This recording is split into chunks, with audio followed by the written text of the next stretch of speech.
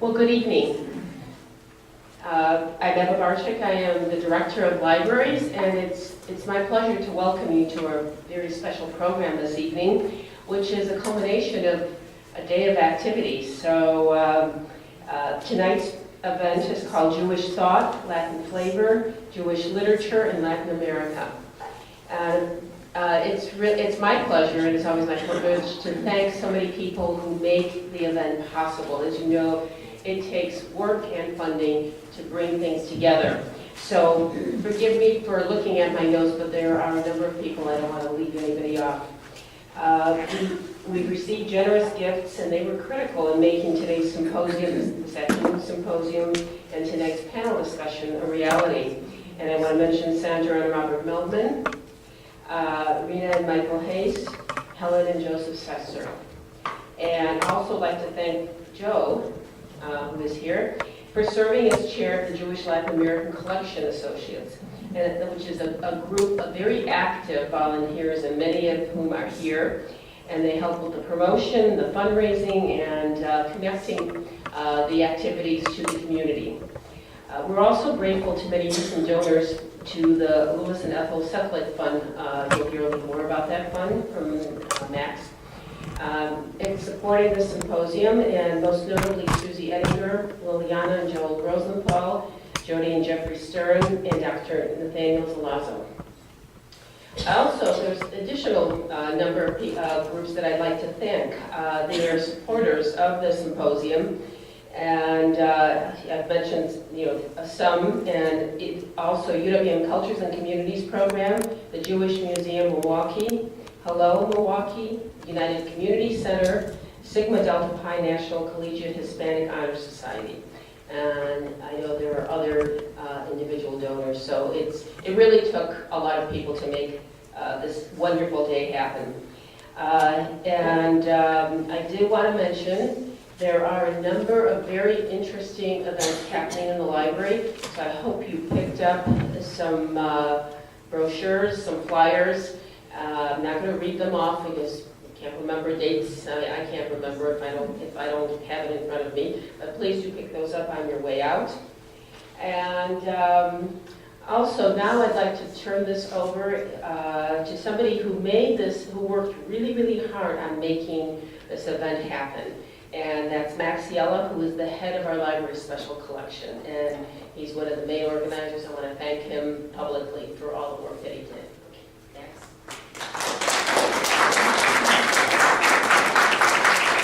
Thank you so much, Buenas noches. Bienvenido. I'd like to welcome everybody to the symposium of Jewish Latin American writers. I also want to thank our guests, our honored guests tonight, Marjorie, Agosín, José Kozer, Steve Sadow, for making time to be here today with us. Eva has mentioned, gave thanks to a number of individuals and to our organizations who are partners in this venture here, and I give thanks to them as well.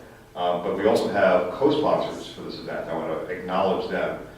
They are the UWM Department of Spanish and Portuguese, UWM Libraries, the UWM Center for Latin American and Caribbean Studies, the UWM Sam and Helen Stahl Center for Jewish Studies, and the UWM Union Sociocultural Programming.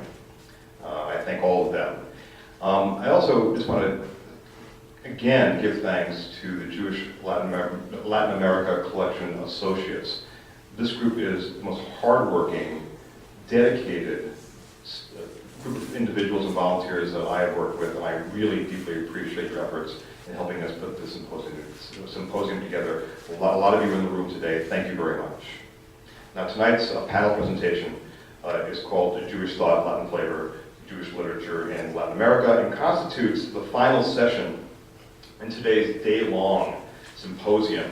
Earlier this afternoon, we held a bilingual poetry reading with our three distinguished guests. And then at 4:30, we held a very successful open masterclass with students and other attendees. Both sessions were very well attended. The speakers persevered, and this is their final hurdle. Thank you so much for putting up with us today, but you're just fabulous.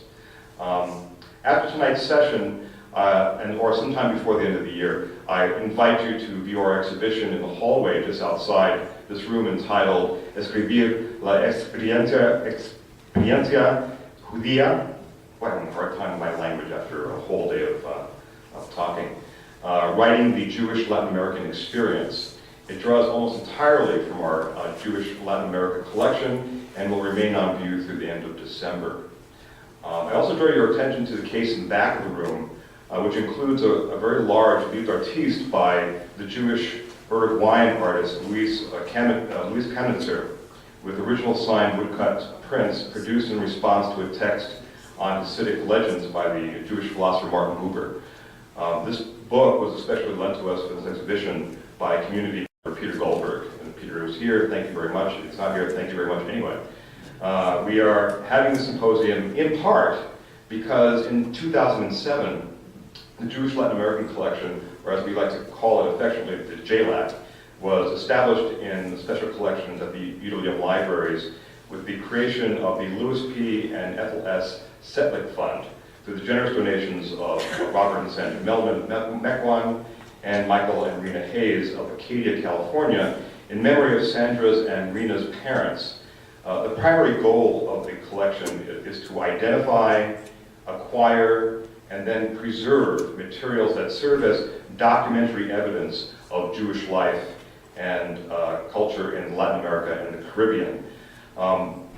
These materials range from newspapers to announcements to original community historical accounts to first and special editions of fiction, poetry, and other literary works. The collection supports a broad range of academic and community interests, and with additional support from the community and from the university, JLAC, along with its support group, the JLAC Associates, has produced a series of very successful programs, academic programs over the years, including presentations by Mirta Kumfermink and Sal Sosnowski in 2008, Ruth Bahar in 2011, and Nelson Vieira in 2012. You will have noticed some gold cards that were on your seats when you arrived. I encourage you to share information with us so we can inform you about other programs like this, and we'll be producing many programs in the future relating to Jewish Latin America. You notice that there's a box to check that on that card that will make you a friend of the Golda Meir Library. That's an organization that's very important to us. The Friends of the Golda Meir Library is a vital support group for the entire library. There are brochures and welcome at the welcome table in the lobby, just outside the conference center. You can also leave your gold cards there. I am so pleased to be a participant in helping organize this year's symposium on Jewish Latin American writers with Marjorie, Agosín, José Kozer, and Steve Sadow. Thank you all for attending. I hope you will enjoy this discussion. I now turn it over to the podium to my colleague, Cesar Ferreira, who's in the Department of Spanish and Portuguese, and he will introduce the program and our speakers. Thank you.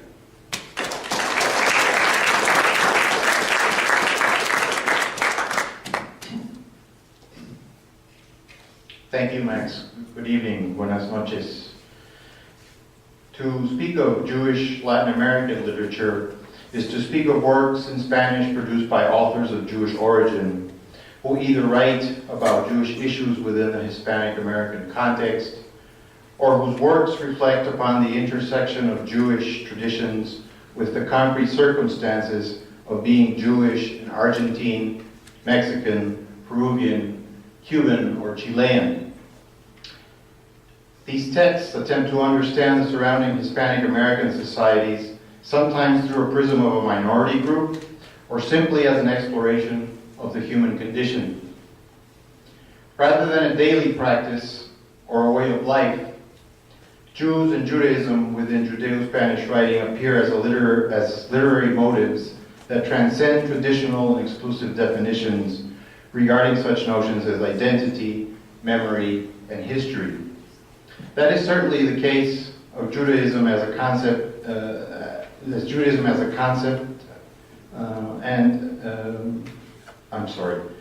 that is certainly the case of many of the fine works by our distinguished guests this evening, for whom I'm sure Judaism as a concept has a different and special meaning, as does the notion of being Latin American. Marjorie Agosín is Luella Lemur-Slainer Professor in Latin American Studies and Professor of Spanish at Wellesley College in Massachusetts. She's also an award-winning Chilean-American poet, essayist, fiction writer, and activist with deep interest in Jewish literature. Other areas of interest for Professor Agosín include the literature of human rights in the Americas, women writers of Latin America, as well as migration, identity, and ethnicity. Born in the United States, Agosín was raised in Chile by her Jewish parents, but was forced to return to the U.S. after the military coup of General Augusto Pinochet in 1973. Aside from her extensive written work, for which she has won numerous literary awards, she's also well known for her outspokenness on issues of women's rights in Chile. The United Nations has honored Agosín for her work on human rights, and in 2002, the Chilean government awarded her the Gabriela Mistral Medal of Honor for Life Achievement. José Kozer was born in Havana, Cuba, of Jewish parents who emigrated from Poland, his father, and from Czechoslovakia, his mother. Kozer himself left Cuba in the 1960 and lived in New York until 1997, the year he retired from Queens College, where he taught Spanish and Latin American literatures for 32 years. A prolific and internationally recognized poet to date, he has authored some 60 books of poetry. He has been widely anthologized, and his work has appeared in numerous literary journals all over the world. In fact, Kozer's poetry has been translated into English, Portuguese, German, French, Italian, Hebrew, and Greek. Over the summer, I had the great pleasure of learning that José is the 2013 winner of the highly prestigious Pablo Neruda Ibero-American Poetry Prize. Established by the government of Chile in 2004 to commemorate the centennial of the great Chilean poet Pablo Neruda, this award is presented by the government of Chile and honors a lifetime contribution to poetry. And he's on his way to Chile next week to receive this award. Now in retirement, Kozer is actively writing and living in Florida. And last but not least, Stephen Sadow. Stephen Sadow is Professor of Jewish Studies, Spanish, and Latin American Literature at Northeastern University in Massachusetts. One of Sadow's main areas of research is Jewish Latin American literature. His contributions to this field are many. To date, he has authored, edited, or translated some 15 books and more than 70 book chapters, articles, and literary translations on the subject. He received the 1999 National Jewish Book Award for his work in translation, and along with the Argentine writer and editor Ricardo Fierstein in 2001 and 2003, Sadow co-directed the 4-day cultural festival entitled The Conference in the AMIA, that is the Argentine Jewish Mutual Association, Reconstructing Jewish Argentine Culture. Please help me welcome all 3 of our distinguished guests to UW-Milwaukee.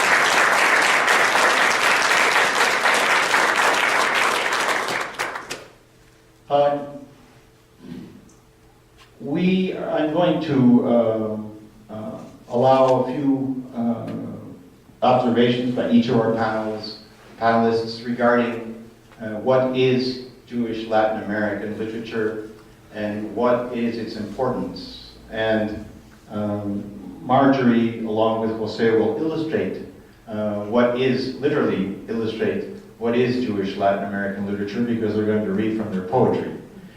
And then after that, I'd like to have a conversation between the audience and our distinguished guests. So, Marjorie, we are. Who would like to go first? I would pretend that my name doesn't start with an A, so that. Yeah, Mic on? I'm ready to go. Is the mic on? Yes.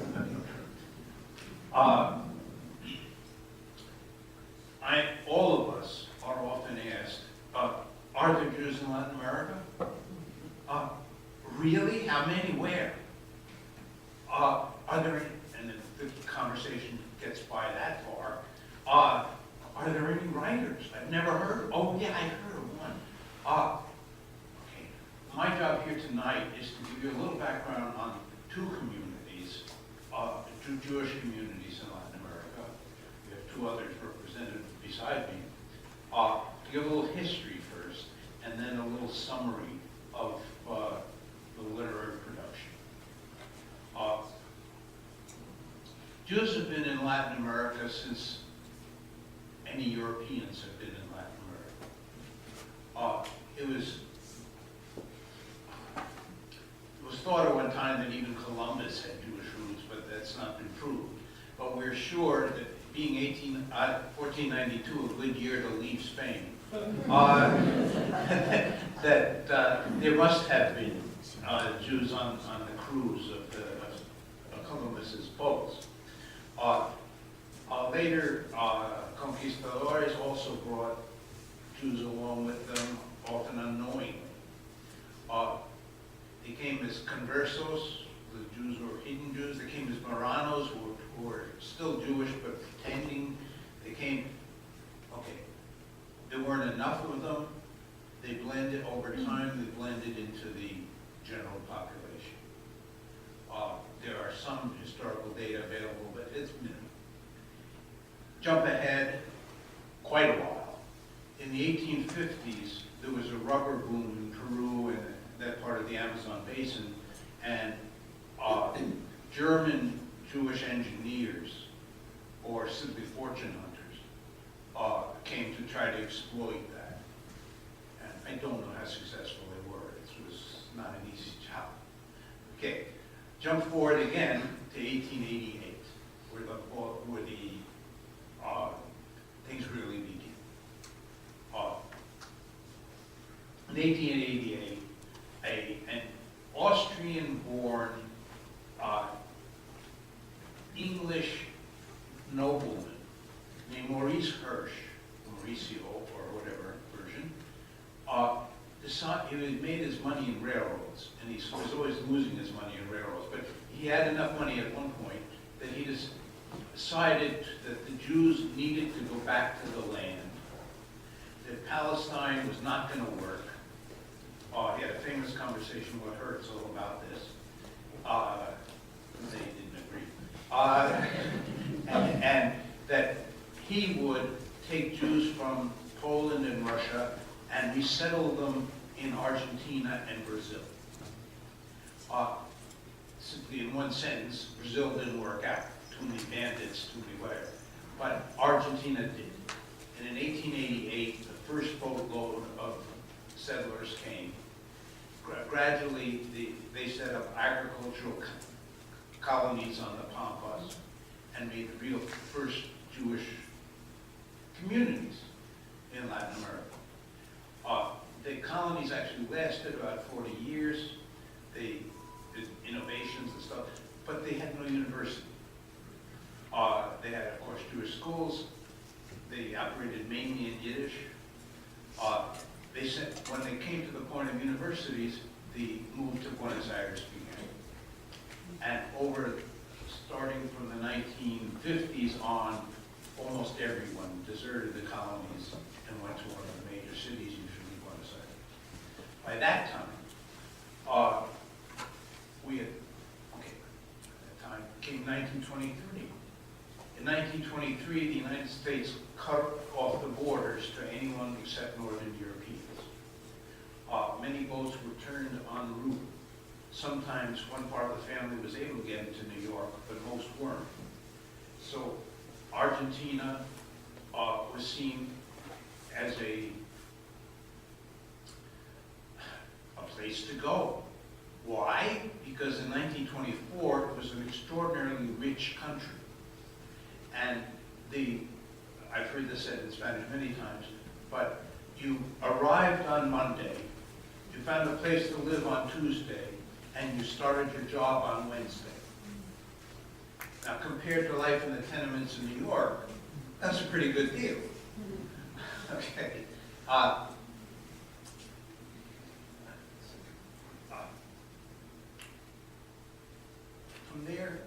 urban community, the Buenos Aires urban community grew. People came until the war, Second World War. You know all about the Nazis coming in after the Second World War. A lot of Jews came in too, often illegally, but they came in. Sometimes they came to Uruguay first, and then they went to Argentina. The community continued to grow. At first, it was mainly Yiddish-speaking community. Over time, it, of course, changed over to be a Spanish-speaking community. There were publishing houses. There were kosher butcher shops. There were non-kosher butcher shops. First they went to peddlers, then moved Maine, they went to small stores, the same thing that happened in the United States. They got into wholesaling, they moved on up. Few became lawyers, but lots became doctors. And they became international traders. They started all living together. It's a funny sentence. They lived together in certain neighborhoods for quite some time. Neighborhoods like Once, which is, and Villa Crespo, they huddled together. In my first trip to Argentina, I stayed in Villa Crespo with a Jewish family, and I thought that Argentina was a Jewish country. Because everybody I met was Jewish. Okay? It was only when I ventured out of the enclave that I found out differently.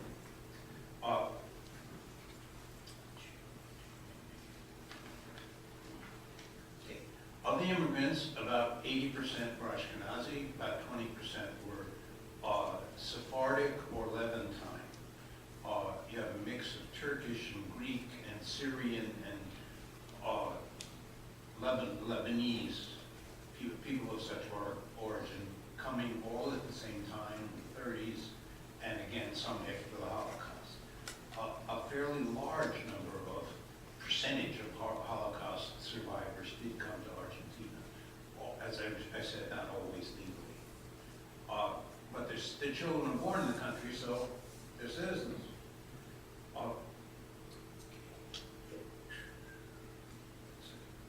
They also, some moved to the second and third cities of Argentina, Cordoba, Rosario. Some went to the Andeans, the cities on the border of the Andean, like Mendoza,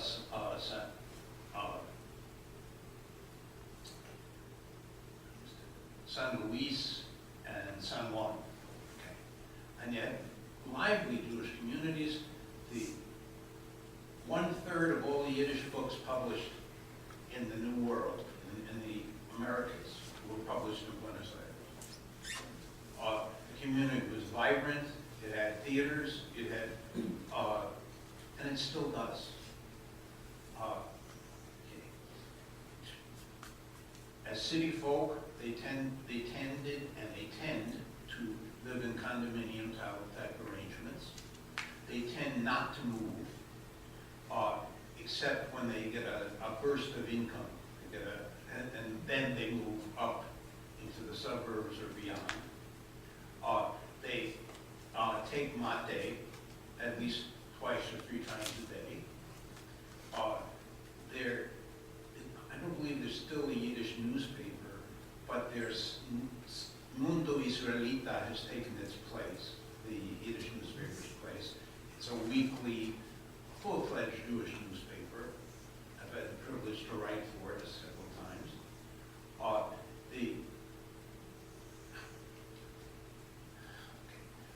Religiously, there are a lot of Hasidim who have come in the last 20 years. The Lubitcher Hasidim are a force in now becoming a force in the political part of the country, but certainly in the Jewish part. There is a conservative community that was founded by an American rabbi, some of you may have heard of, named Meir. Eventually became the go-between with the military to save Jewish lives during the proceso, during the Dirty War. But in any case, he came there. He set up a rabbinical seminary, and he set up several conservative synagogues on the American style. Today, most of them have shifted to more of a reform orientation, even though it's just the way it is. Meanwhile, the colonies have become tourist attractions. You can get, I know a good tour guide who can take you around. Okay? And there are, every day, tours of Jewish Buenos Aires. They show the old stuff, the Jewish Museum, which is not very good. The Holocaust Museum, which is excellent.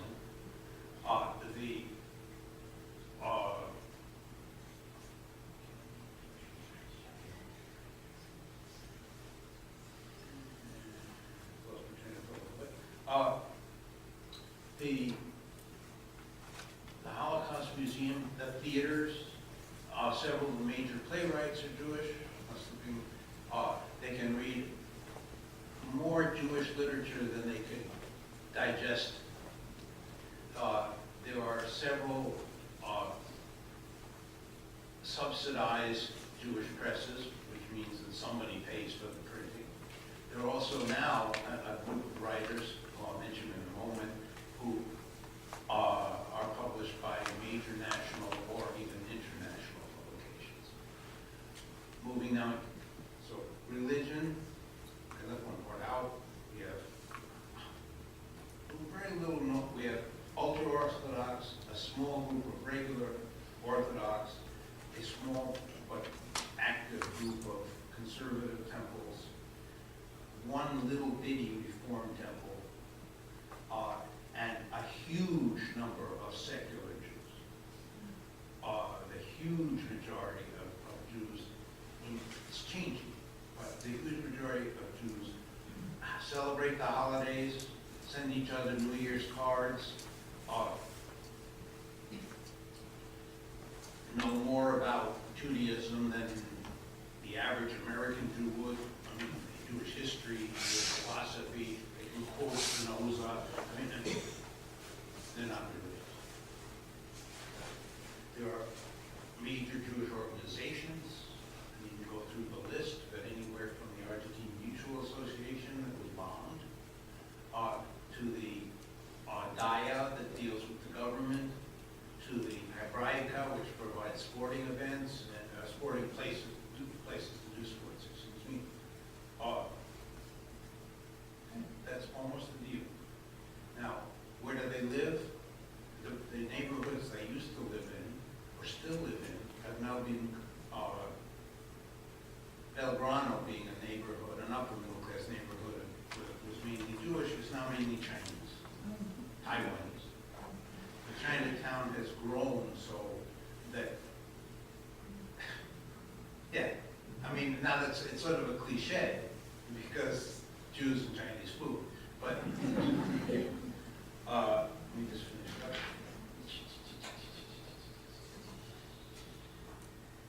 Yeah, I think that's the deal. To finish on a somber note, and then I'm going to talk 7 sentences about Mexico. The Amia car bombing of 1994 was a tragic and traumatic event for the Jews of Argentina, and actually the Jews of Brazil too, because they thought they were the next target. So a car bomb hit the building where the Jewish Federation or Mutual Association was and destroyed it. 85 people died, 200 people were injured. Many of those people were not Jewish, they were just on the street, or they were, and that has never been resolved. The government has kept it from being resolved, and this hangs as a kind of shadow on top on Jewish life. I can't get right now into the Jews during the Dirty War and some, actually another subject. Most Jews are now comfortable in Argentina, or they left. Okay?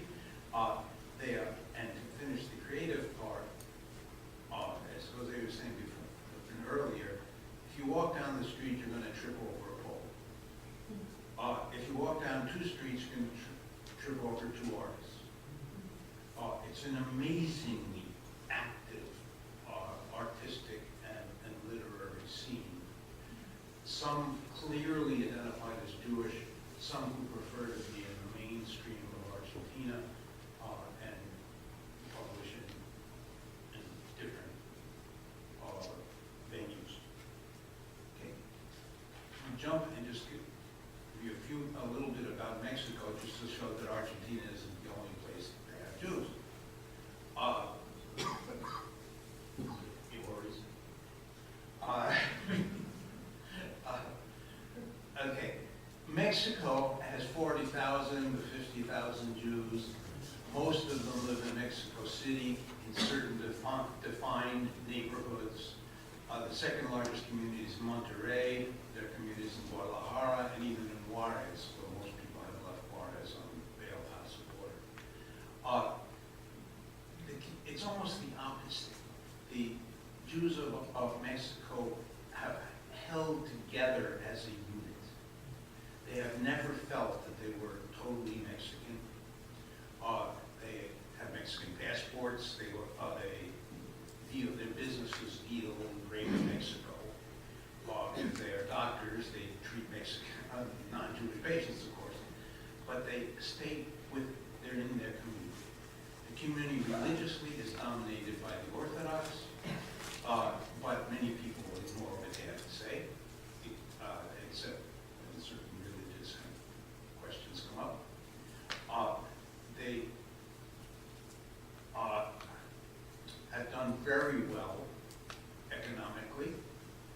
Some have children in the States or in Israel or whatever. They are, again, highly, even more than Argentina perhaps, culturally sophisticated. I have given 2 panels there at one bookstore, and we had upwards of 90 people attend on a Tuesday night. The level of culture, but again, this insularity.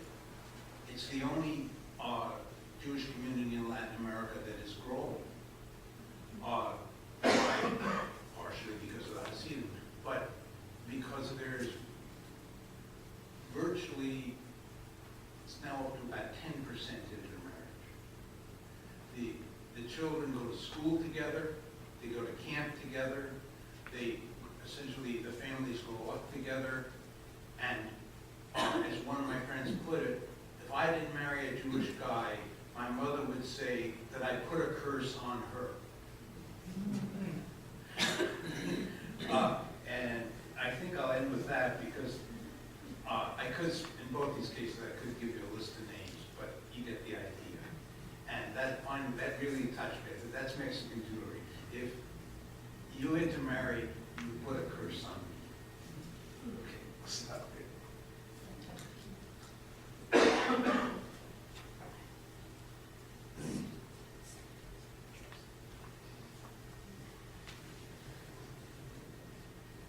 I'm scared to pick the next speaker. Marjorie? Yes?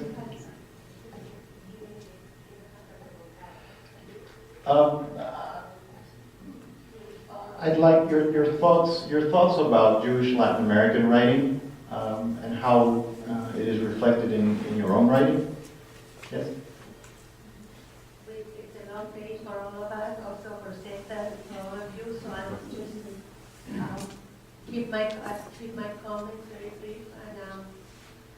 And in the morning, Cesar asked us the same question, but now by evening, maybe I have another question, but I'm just going to speak in a bit more general and at the same time personal. But for me, to be a Jewish writer from Latin America is to almost have, in a strange way, a continuity of language, because I believe we are the inheritors of the Sephardic world, the ancient Judeo-Espanol or Latino. And I think that for Latin American Jews to write in this language, of course in a modernized language, is quite an extraordinary act of survival and of continuity. If we think about the Ottoman Empire after the Jews were expelled from Spain, very few people know that in cities like Salonika, in Greece, there were 62 papers written in Ladino, and that is extraordinary. Of course, with the invasion of the Nazis, much of that was destroyed. The language, the population, the traditions, culture. They were extraordinary, the Nazis, at destroying culture. But yet their culture survived. And I think it survived through us, through those writers in Latin America that write in Spanish, maybe Ashkenazi or maybe Sephardim. But what truly unites us from Mexico, Argentina, Uruguay, Bolivia, is our language, the Spanish language. And even though so many of us have come from families where a multiplicity of language was spoken, there are very few Jewish Latin American writers who write in Yiddish or who write in Hebrew. So Spanish is the central force of our identity. And I think it's quite interesting if you think about the Latino identity in the United States, where it's such a hybrid relationship to language, to Spanish, to English, to Spanish. So language is a force, and it's a force that is creative, vibrant, and invents itself. In the morning, I thought, and I continually think, that the Jewish experience as a writer for me and for so many others is an absolute universal. But the Jew has a particular understanding to this universality because of a history. The Jew has always been a minority everywhere. And don't fool yourselves, also in the United States. So when you are a minority, you live in the edge of the world. You don't live in the centers of power.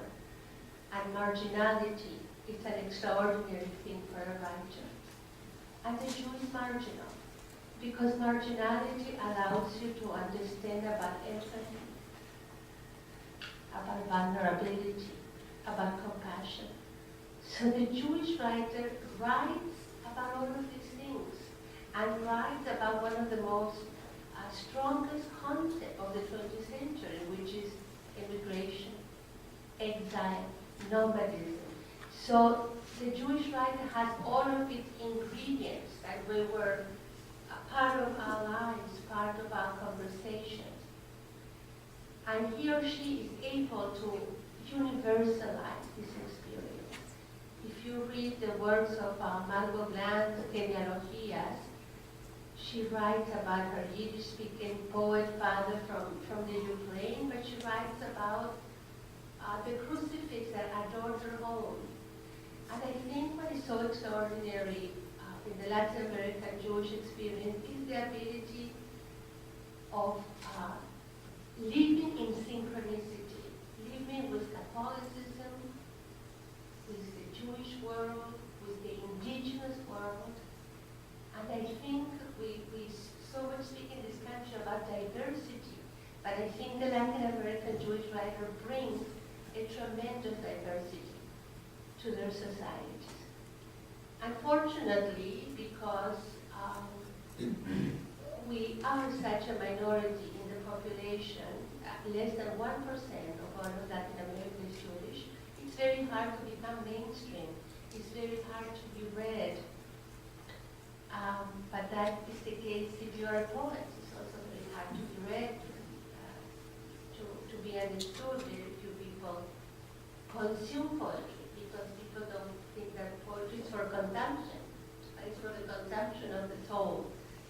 And I think that the contribution of Jewish Latin America is enormous. It will show the readers and it will show the citizens of this vast continent what is it like to be a minority, what is it like to be a foreign-born minority, what is it like to be an outsider, insider. And I think the Jew everywhere has this ability to move between the outside and the inside. But I think always looking at the world as an outsider. I'll say very briefly, in my own writings, I have tried to document, because it's really been a documentation, the history of my parents. One living in a Sadow community populated by the Nazis, that's my mother. And then my father being the first Jew in the medical school at the time of the Nazis, the midst of World War II. So by understanding my parents, I was able to understand the narrative of the country. And one important thing that we all have in common, the majority of us, and at least I'm speaking about Chile, a very deep relationship to Israel. A deep relationship to the Hebrew language. Most Latin American Jews are fluent Hebrew speakers. And we go to Israel and we speak with a Spanish accent, but we speak Hebrew. We go to Israel. And I think that even the polarization in the society about Zionism, about the two-state solution, it's not that they are not important in Latin America, but the idea of Israel is more relevant to our lives. And I think it's relevant because we don't feel that safe in our communities. And deep down we know that someone will allow us to enter a place of safety. The American Jew is extremely naive. They think they're safe here, but I doubt it. So I think that this whole idea of a Latin American Jewish writer is a mosaic of possibilities. And I think that the Jewish writer dwells in these possibilities and crosses borders the same way maybe the Latino writer crosses the US-Mexican border. But the Latino writer is also an immigrant writer. And I think that that is our contribution, the immigrant experience, the foreignness, and the experience of otherness, all united under the umbrella of immigration, but also under one language, Spanish.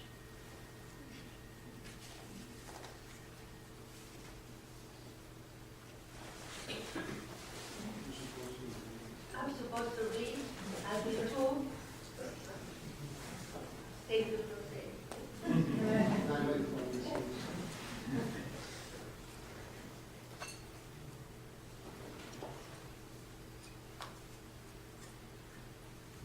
This is quite a long poem, but I'm just going to read maybe 2 or 3 stanzas and 1 or 2 stanzas from another book. And this is from The Angel of Memory. Again, the idea of a writer being a messenger angel. And this is dedicated to you, Liliana, and it's called Cousins, which is truly a true story, my own story about my family. So let me just read 1 stanza in Spanish translation, and we'll see how it goes for the sake of time. Primas. Mi madre murmuraba al nombrarlas: Julia, Silvia, Sonia, Julia, Silvia. Eran nombres de ríos, nombres de mujeres hadas, eran mis primas. Mujeres conocidas con las que compartimos una historia. Yo las amaba desde lejos y desde cerca. My mother murmurs as she names them: Julia, Silvia, Sonia, Julia, Silvia. They were the names of rivers, the names of fairy women. They were my cousins, women we knew, with whom we shared a history. I loved them from a distance, and I loved them intimately. We knew nothing about them. Little was known about those green war years. Only certain clues, a whisper like a sigh. They sent us addresses in code, never deciphered, false trails, invisible names. On holidays, their seats were vacant. And my father, with his sacred calf, invoked their names, Julia, Sonia, Sylvia.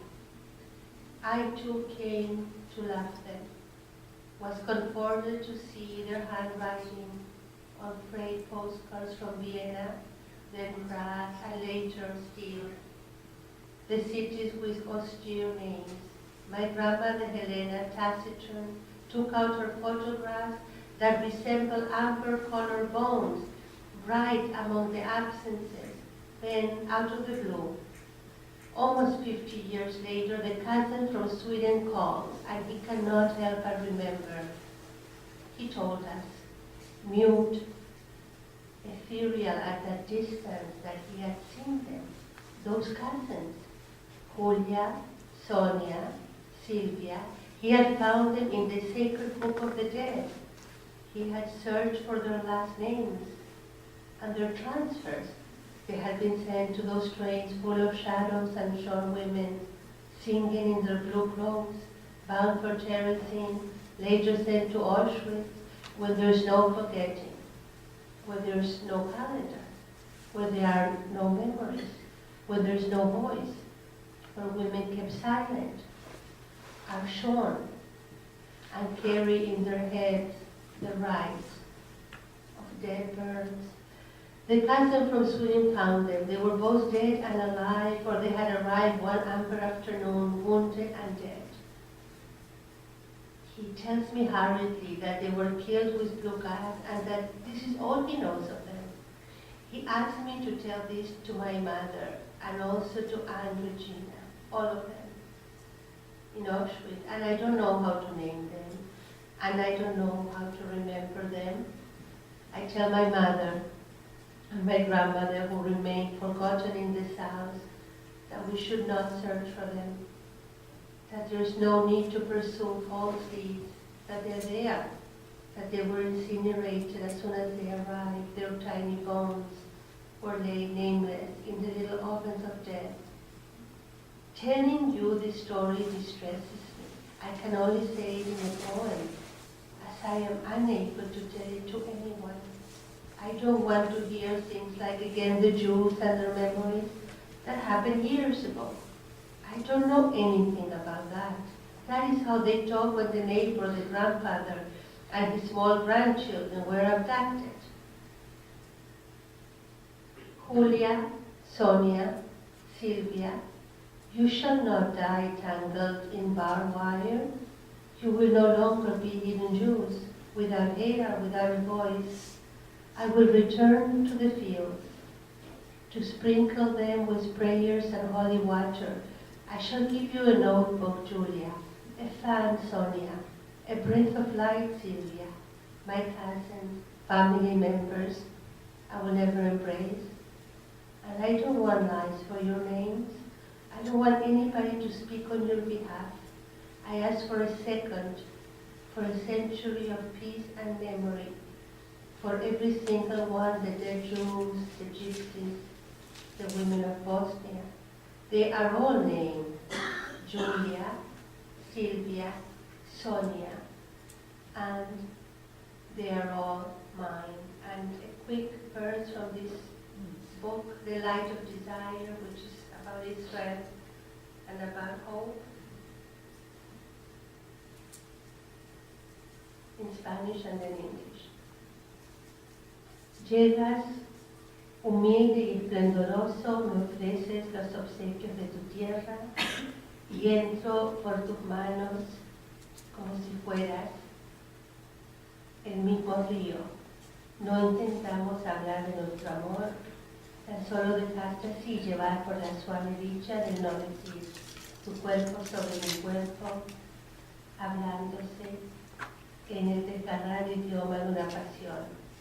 From the things of the earth, you arrive humble and splendid.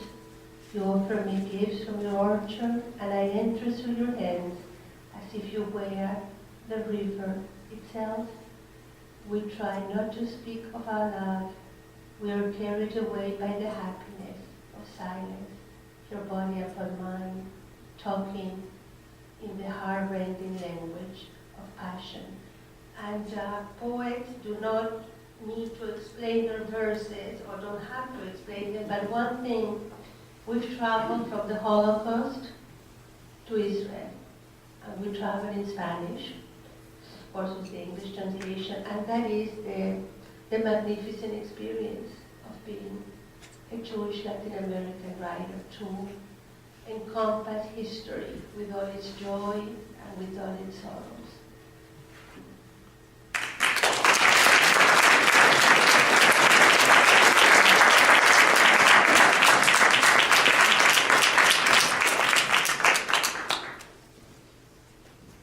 I don't know if you're aware that you have been forced to move from history into poetry. And this is not an easy transition, neither for you sitting there nor for us being here. I will start with history in an anecdotal way, using something that Steve said that means a lot to me in terms of the Jew that I am and the environment in which I grew in Havana, Cuba. He talked about the Mexican community, and he said that it was said that you married outside the religion, you would put a curse on the mother. Am I correct? Okay. In my case, the mother, lovingly, but in accordance with her beliefs, put a curse on me, which was, you must marry within the religion, which made me very limited, forced me to a condition in which I did not believe in, and forced me to rebel against that dictum. And of course, I could not put together a God of love and a mother who represented that God and said, you can only love within a span of space. The rebellion was very strong. I threatened my mother with marrying another male, a Negro woman, my grandmother, an elderly person, whatever. And of course, she fought back and she said, no matter what you say, you must marry within the religion. And I did this. I have 7 cousins. They went through the same experience. They were as rebellious, but they married within the religion. And at one point, 6 of my 7 cousins and myself got divorced. After the divorce, which is always a very painful ordeal, and without any preconception, we all remarried outside the religion. And we have been happily married ever since, to a degree that I can't begin to tell. At one point, when mother was old, I faced her with this issue. She was blind, she was deaf, and my wife, with whom I had been for 40 years and who was an angel, took care of her day in, day out. And at one point I said to her, you know, mother, you realize that even though she's a goy, she is a wonderful woman. And she said, no, you are absolutely right. I ask you for forgiveness. And then I looked at her and I said, you're finally liberated. And she was. She died at peace with this understanding that, in Spanish we say, no se le pueden poner puertas al campo. You cannot place doors on the fields. The fields are unending. You cannot place doors on love or on God. And thus this experience was very modern and very actual in the sense that the Jewish community, which is, fragmented and complex and difficult, and an Orthodox Jew has all my respects, and an integrated Jew, and I am an integrated Jew, has all my respects. But from my point of view as a poet, any form of imitation was not only uncalled for and felt unfair, but a weapon against my poetry. And to this, since early childhood, I rebelled, and I think for the specific sake of that poetry.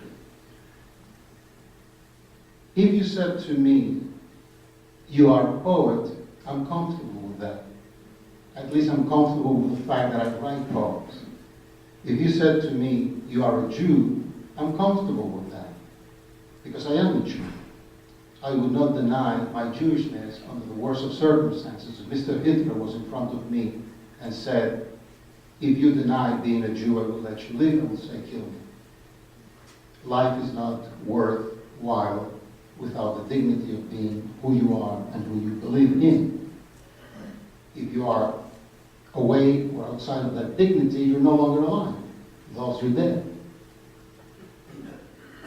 Yet, I must add to that picture, and maybe this has to do with the historical period in which we are right now, the concept that when it comes not to Jewishness in terms of history, not of Jewishness in terms of explaining a chronological situation in, say, two countries, basically Argentina and a little bit of Mexico, but dealing with what Marjorie is dealing, and she's been dealing with this all her life, or with what I have been dealing since early childhood, which is the act of writing poetry.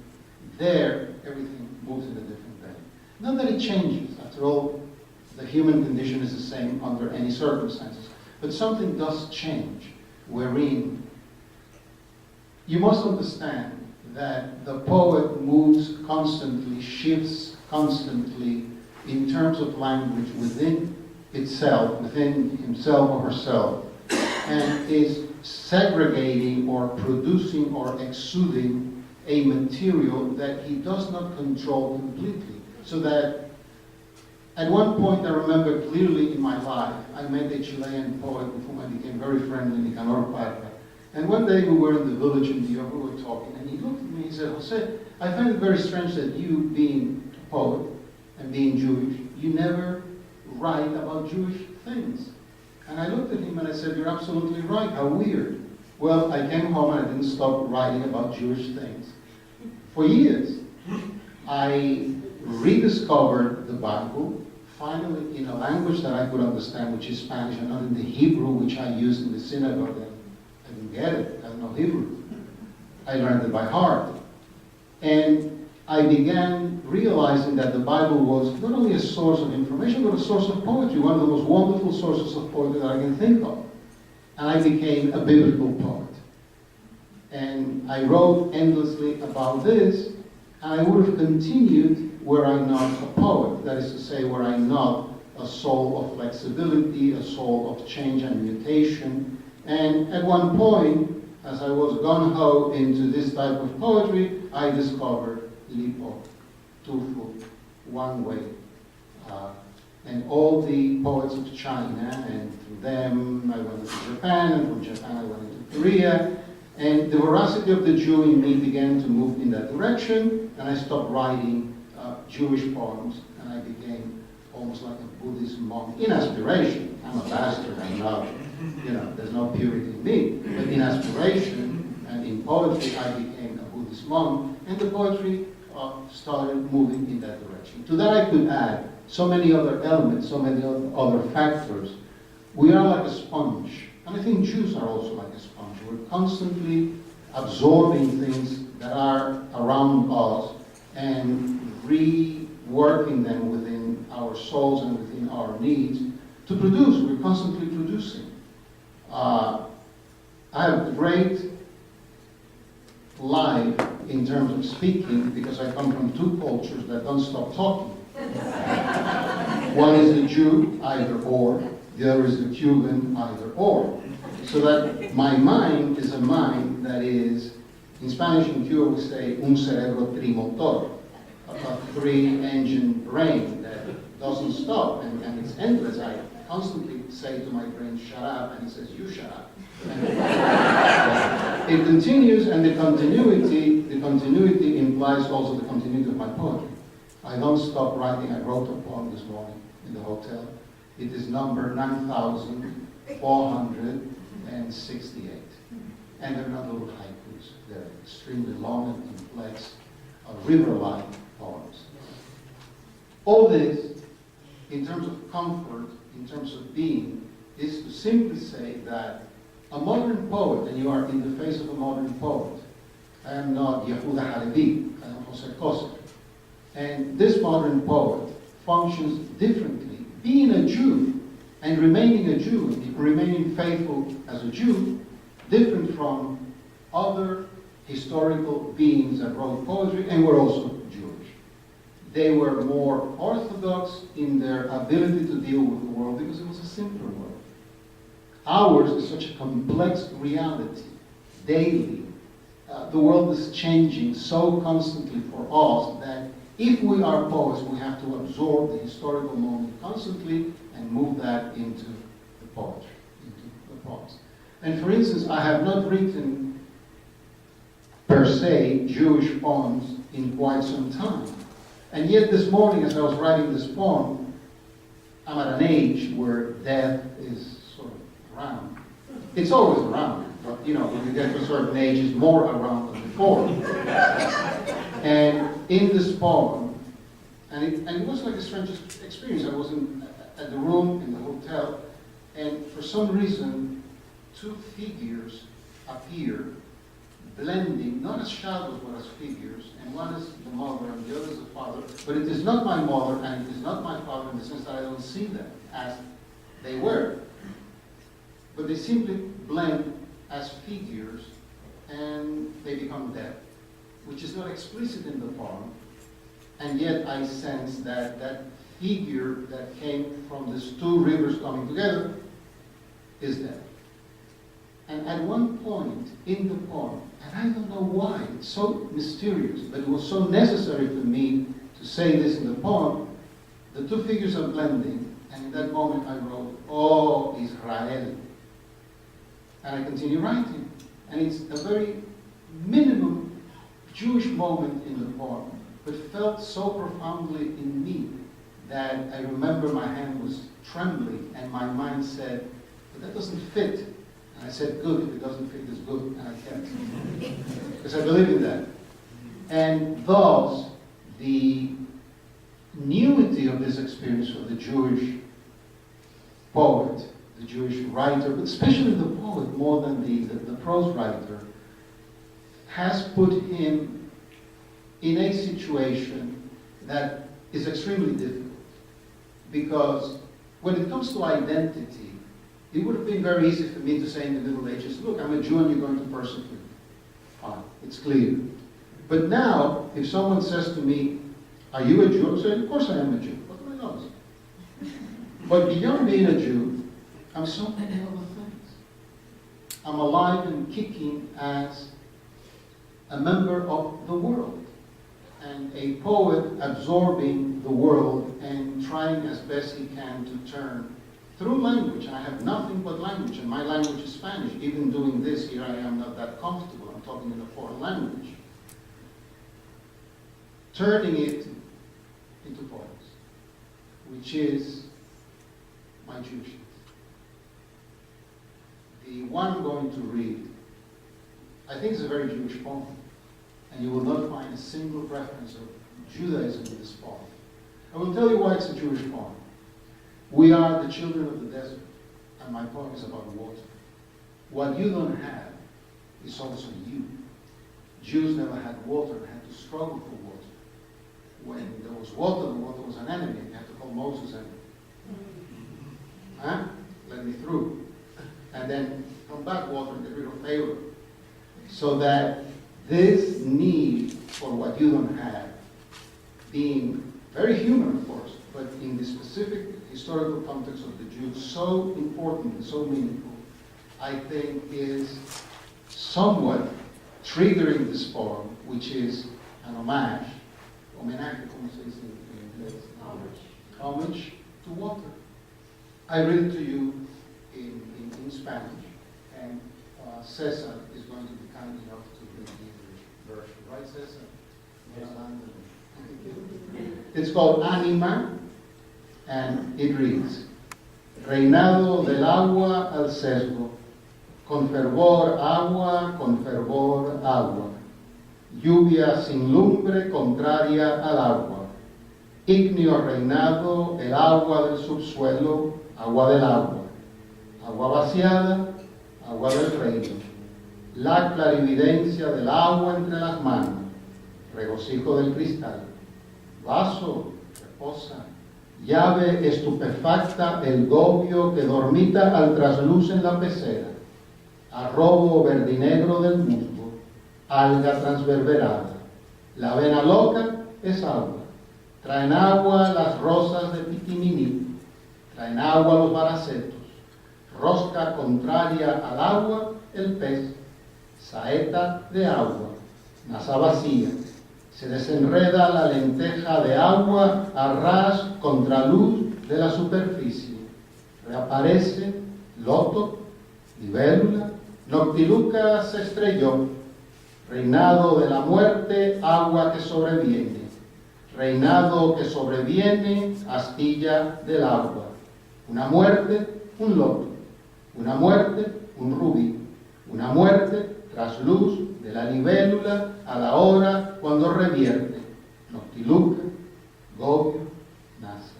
Agua vacía, el musgo óseo se desenrosca, polvo de tuétano, orín, la ej de toda vendimia. Reinado del trasluz, reino del orín. Guadaña, sedazo, escombro del agua, el vaso. Escombro del vaso, el musgo. Musgo transverberado a ras de una superficie trasluz, contrariado del agua. Ah, que no transcurra, agobio. Ah, que no se manifieste más, libélula, centella, a que repose un ascua, alga.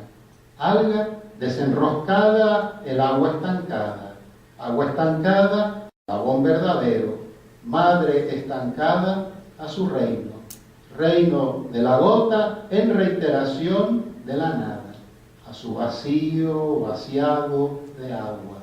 Vacío al sesgo, vaciado de la llovizna al golpear catarata los techos de pizarra. Ojalá, ojalá, hacia el vacío, hacia el agua.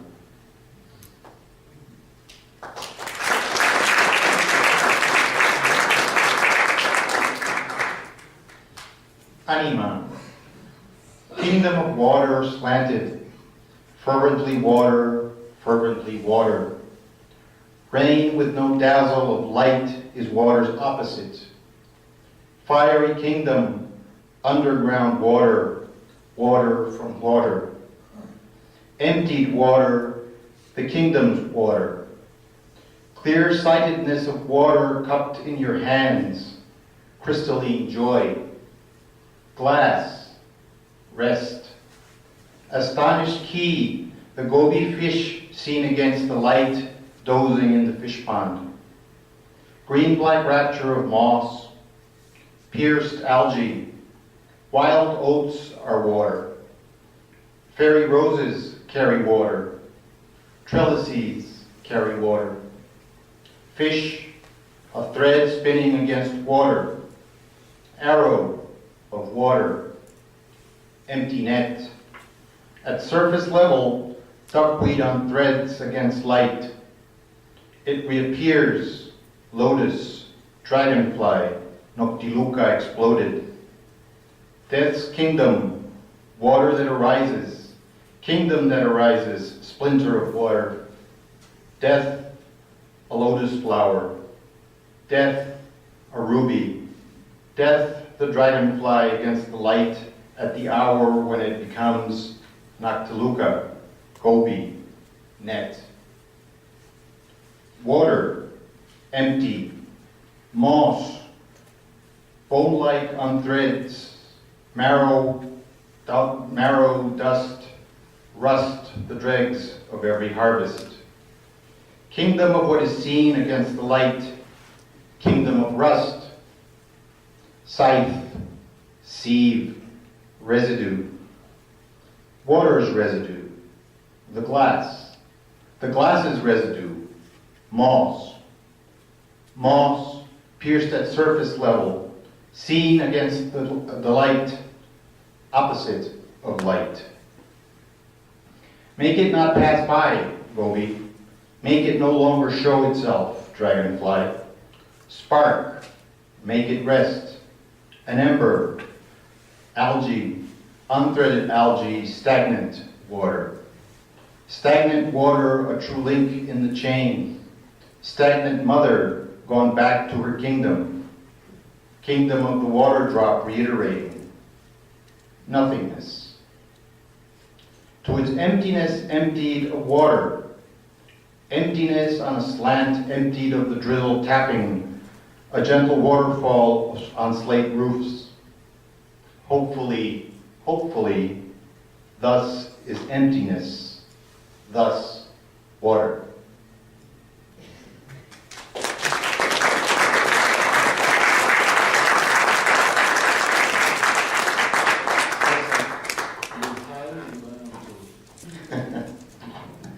Good evening, my name is José Kozer. I'd like to open up the floor for questions, please. And there is a mic that I can get to you so that everybody hears your question. And Mac, maybe you can give me a hand, please.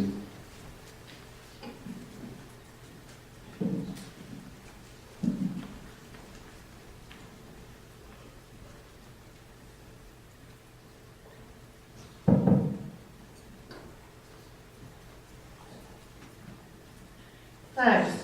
It's a pleasure to hear someone familiar with the Chinese poets. But I have a question because one of the previous speakers talked about the Jews and Chinese food. And I'm sorry, I don't get the connection. But you may be aware that China, during World War II, was the only country that accepted people, including the Jews, who were trying to get out of Germany. And these people had no papers, and other countries wouldn't take them in. But China did, and they, put everyone on a boat, and they ended up in Shanghai. And they lived throughout the war in a part of Shanghai that's actually called the Shanghai Ghetto, and they made a movie about it. And so there's a lot of close relationships between the Chinese and the Jews. But I would like some explanation about the Chinese food and the Jews. I can handle that one.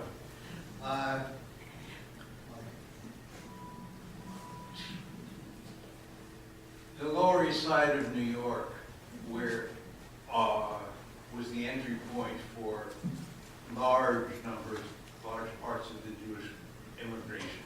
There were other places. Baltimore was also okay. But the Lower East Side of New York abuts on Chinatown, and one side was kosher, the other not quite so kosher. But people would stray across the line. Okay, you can also, of course, get kosher Chinese food if you ask for certain dishes. To put in a personal anecdote, my great-great-grandfather played viola in the Yiddish theater, and after the shows, they had kosher homes. After the shows, dinner at Chinatown. Okay. Now, I don't know, I think that's the source, but I'm not sure. But in my family, which did not eat kosher, once a week, Chinese food. And virtually all the other Jewish families I encountered in my childhood, once a week, usually Sunday, but once a week, Chinese food.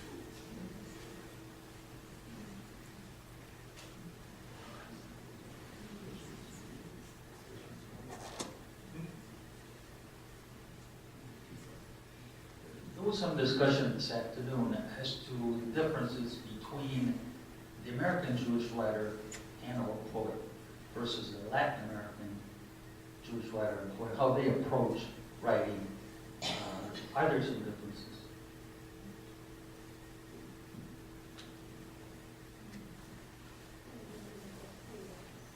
That's mine. Hard to make huge generalizations. But in the canon of American Jewish writers, not necessarily the most recent ones, and there really are so few Jewish writers who were published in the United States, from Abraham Kahane onward.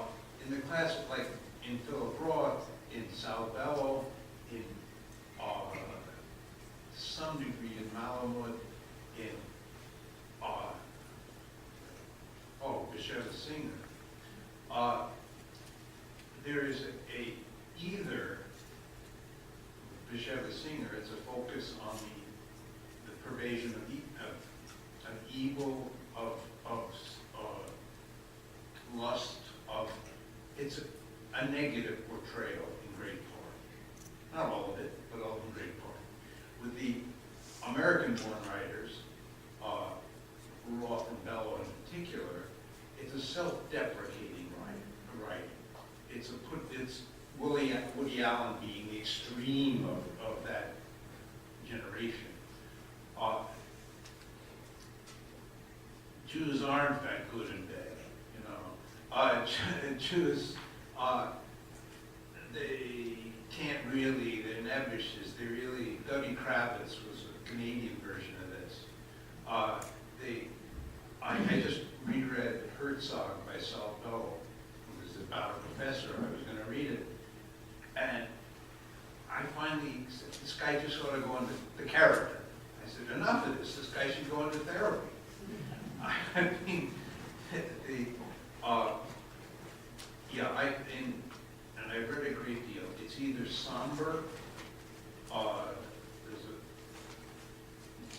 Jerome Weidman wrote a story called My Father Sits in the Dark. Very powerful story, but not exactly happy. And not exactly self-affirming. And if I could remember it in this very moment, I could give you many more examples. Whereas in Latin American Jewish writing,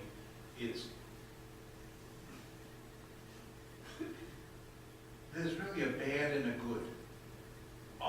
It's bad if it was the Holocaust. It's bad if it was anti-Semitism. It's bad if it was Jewish sinners. I mean, in Argentina, there were plenty of pimps who, and there have been tons and tons written about that era. This was at the turn of the 1920s. This huge white slavery, etc.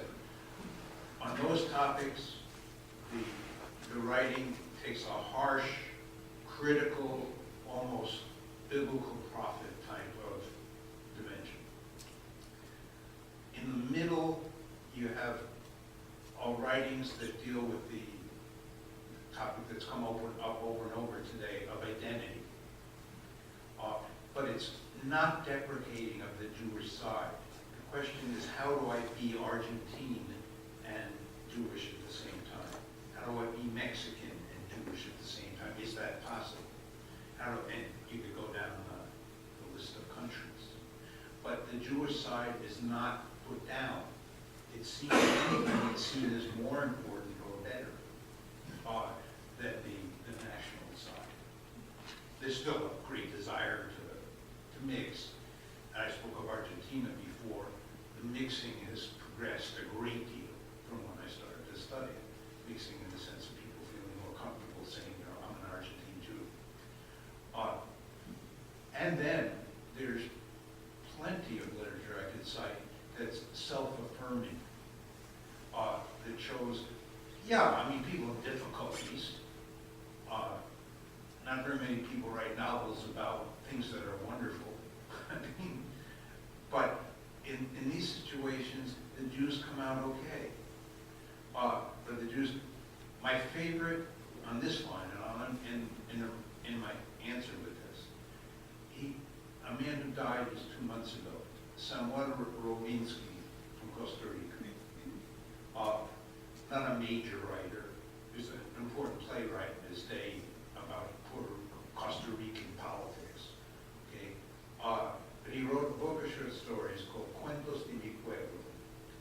The book of short stories are all about the Jewish experience in Costa Rica through about 1960. And they are all positive. My favorite story ends with Hanke, is the fellow's wife. Hanke, let's celebrate our 10 years in Costa Rica. Okay, a bit of an extreme, but I've met him. I mean, very sad. He died suddenly just a little while ago. And he was that kind. They were good to us, and we're happy. So that's the extreme. But to recapitulate, either the other guys are bad, or we're struggling to become part of them, or we're the greatest. And the place around us may be greater. I don't quite disagree with you, but I think there's an element you're forgetting. When you read the novels that you mentioned, from Bashari Singer to especially Sadow and Roth, is incredible in what I'm going to say. Their sense of humor is the most positive, affirmative way of dealing with reality. You know, and there's no self-deprecation in humor, there's no somberness in humor. On the contrary, it is a way of exalting laughter. It is a way of uplifting the soul from this miserable quagmire, which is the earth. The literature of Latin America perhaps has also, from the Jewish point of view, has to be considered in terms of how comfortable, after a certain time, the American Jewish writer has felt in his society.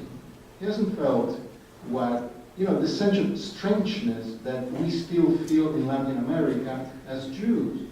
And perhaps we haven't really faced that reality completely as writers, and thus we have kind of an optimistic outview, which you have considered in the case of the Costa Rican writer, which is a little bit, forgive me, banal and superficial. I see Saul Bellow as a very profound Jew. I see Bashari Singer as almost a rabbinical mind, dealing with not only his identity, but with the world in general, his sexuality, so on and so forth. And we are, because we're not still comfortable within ourselves, in our environment, in our countries, we are still shying away from certain materials. And thus we seem optimistic where we're really not. I don't know. One point you made, I agree. I tend to agree with him. In fact, I learned from him. But there's one point. The humor is so. You laugh when you report a complaint or anything else, or whatever. But it's Henny Youngman kind of humor. It's Rodney Dangerfield kind of humor. It's Borsfeld kind of humor. And take my wife, please. I'm sorry, you cannot compare the language that Joseph Roth uses to convey that sense of humor with the comedians that you have mentioned.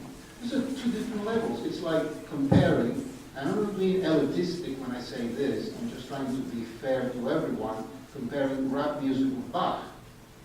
You know, to me, Joseph Roth is at the level of Bach. Philip Roth. I'm sorry, Philip Roth. The three of them. Yeah. I'm sorry, yeah, Philip Roth is at the level of Bach. And to compare that with Dagenfeld or the other comedians. Well, it wasn't exactly a comparison. It was a spectrum. I don't need to pursue this, but it's okay. I don't want to find it. Max? That's the only one.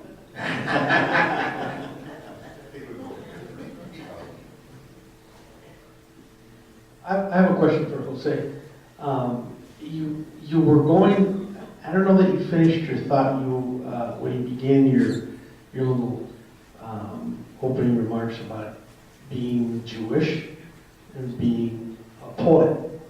And I sensed that you were going somewhere that would end up a Jewish poet. But you didn't. I'm sorry, I was going somewhere. That would bring Jewish poet together. But I don't think, at least I didn't hear that completion of that thought. Let me add another component to your work. How does Cubanidad affect your poetry?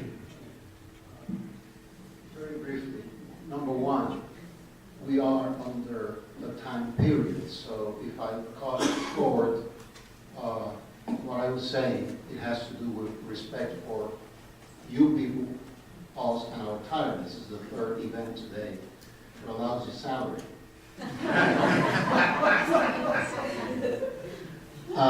Having said that, when you bring the issue of Cubanidad, I'm uncomfortable, you see? Because the poet in me, it's like the kind of funny story that I told in my family where we all married Jews and then we got divorced and finally the the aunts and mother had to accept that, look, you were right in this case. Once in a while, you're right, my son, okay, I'm glad you're happy. That's what counts. So, the same issue with humanidad. It's a word, forgive me, I don't know if you're Cuban, I am, that I detest. I think it's done a lot of harm, and it's at the level of words like patria, They're obsolete words, for God's sake. The words that don't belong anymore into speech, because they're so majestáticas, so opulent, so imposing, so self-centered. This is a more fluid moment in history. This is a more fluid moment in my country, which has been for 53 years under a horrifying dictatorship, and has placed each of us in such difficult situations. I wish you knew a 10% of the situation in which I have lived, and I find myself right now. To give you a piece of information, the Cuban government, that regime, is contending with the idea of giving for the first time the National Prize of Poetry the National Prize of Literature to a Cuban in exile for the first time in 53 years. And who's the bastard to whom they want to give it but me? And when I started getting this rumor, I reacted by saying, give it to somebody else. I don't want this. I don't need this head. I'm tired, I'm old, I want to be at home, eating well, and please leave me alone. And yet I want it, because it's my country. Because it's my country, but I want it not in terms of comunidad or Yiddishkeit. I want a human being who means well for his country, that is a suffering country. There are only two countries, as far as I know, left in the world in the situation in which North Korea and Cuba find themselves. Because China is another case, it's different. They play the game more intelligently than the Castro regime or that new fellow in Korea, the Gordito, And I will say this to put down anything, but I must defend certain language. Talk to the young Cuban writers that have left the island or that are still in the island. And there are hundreds of them, and of those hundreds, I know most of them. Talk to them and use the word comunidad. They'll turn their back to you and never talk to you again because they don't believe in these concepts anymore. I can accept a country having symbols, and I respect those symbols. I would never step on the flag of any country. I think it's disrespectful. But as a poet, I need a certain type of language. And, I always praise my poetry in my own vanity by saying, at least I have not incurred in thousands and thousands of poems in the banality of using words like love, time, essence, being. For God's sake, I'm not a philosopher, I'm a poet. And if I use those, I use it in terms of irony. And if I use them in sacred moments, which are very rare within my own work.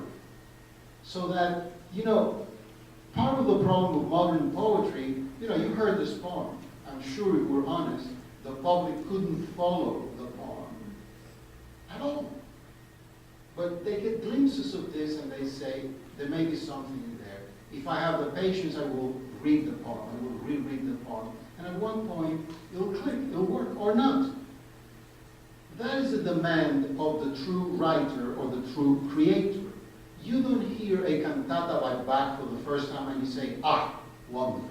No. You hear it and you say, there's something here. And you must hear it 500 times to finally one day say, this is part of the world, this is part of reality, this is part of my life. And this is a true moment of communication with God. He is so close to giving to God everything that few people in the history of music has done that. And that has all my respect. But you see, it demands so much. And it demands so much because it demands from us so much. I'm a liar. I'm a conniver, I'm a manipulator. But I have never for once, in more than 9,000 poems, said anything that is dishonest. Never. I cannot. I simply cannot. Language does not permit me. I don't say this out of pride, I say this out of humility. Because I was given this gift to write poems, to write very strange poems.